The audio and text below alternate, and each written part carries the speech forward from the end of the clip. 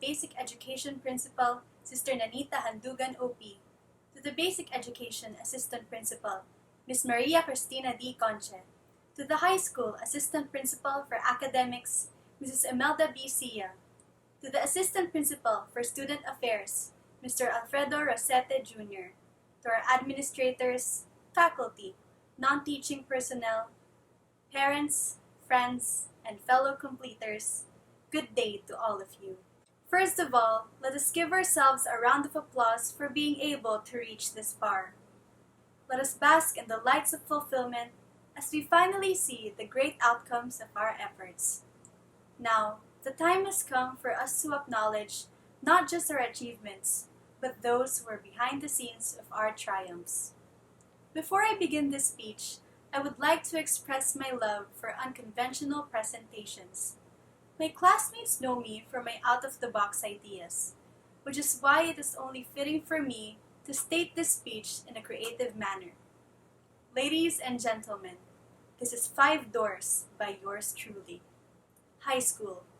I remembered how daunting it was to step into a cold, rugged, and uncertain path. It was as if I went back in time to my first day in this school. Before I took my first step into this new path, I looked back at myself.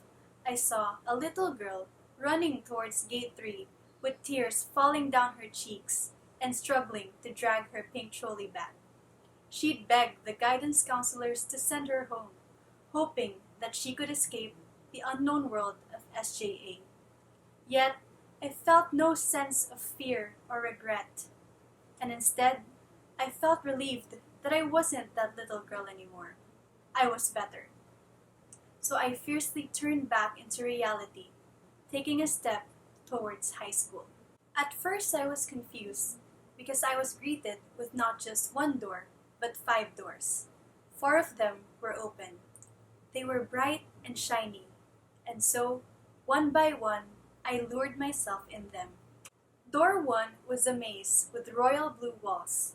The initial stages were easy, but the farther I walked, the more difficult the maze became. I screamed a call for help when I felt hopeless and burnt out. Suddenly, a teacher appeared in front of me and told me that he would walk me out of maze level 7. He called himself an advisor and said that his name was Mr. Rosete. Soon enough, we finished level 7 with the help of the faculty, which consisted of English, Filipino, Math, Science, AP, TLE, Computer, and MAPE teachers. I would never forget how Mr. Flores turned me back to God when I lost my way in the dark abyss. Miss Campanero was also a light in the dark, who discovered my love for writing. Soon enough, I've completed levels 8 to 10 with the guidance of my advisors, Mrs. Plastado, Mrs. Labenia, and Mrs. Castaño. I treated them like mothers, and I will be forever grateful to them. When I got to the end of the maze, they gave me a giant golden key before my exit. I was then transported to the second open door. A big man with a big personality welcomed me to the Student Coordinating Council. It was a family that bonded over leadership, learning, and love. Year 2019 was when I was chosen to be the president of the council. As years went by, members of the council would wave me goodbye, and another batch of members would enter the door. There was only one person who never said goodbye until my last term. Mrs. Plastado, our mother and moderator, stood by the council and worked with us day and night. No words can express how grateful I am to her. To this family, I promise to always stand tall, look up, and speak out. I passed the giant golden key to the next president and made my way out. With a heavy but happy heart, I found solace in door 3. It was a green garden with bright yellow sunflowers. It was the only place where I was free to be me. I grew fond of the flowers named Holy, Angela, Erica, Danica, and Irish. My heart will always be with you. I also stumbled upon the plants named Pamela, Yesha, Cess, Elaine, and Emmett. and watched them as they grew. On my way out, I noticed the rich soil named Dave, who congratulated me for finally finding the exit. I thank this soil for always reminding me to keep my feet on the ground. The fourth door was cracked and not as bright as the others. I peeked inside and saw my father and my sister. They were inside a black car, encouraging a young and ambitious Allyah. They were heading home from Santo Domingo Church.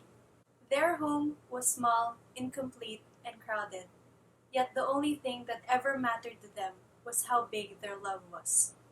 Lola Dolfo would drive the kids to school, Lola Fe would teach and motivate them, Tito Boyet would always have their backs, and Ate Roveline would be there to assist them. From time to time, they would visit Ate Kyla, Nonang Bebe, and Nonang Chloe for vacation. They are truly the backbone of my success. Thank you for supporting me every step of the way. The last door was closed, and it still is. It is locked because I cannot open it on my own. To all of my fellow completers, you are the key to this door. We are, undoubtedly, the hope of the future. Our batch has faced countless trials and tribulations, yet we fight like true Jamers. Door 5 is not the last door of opportunities.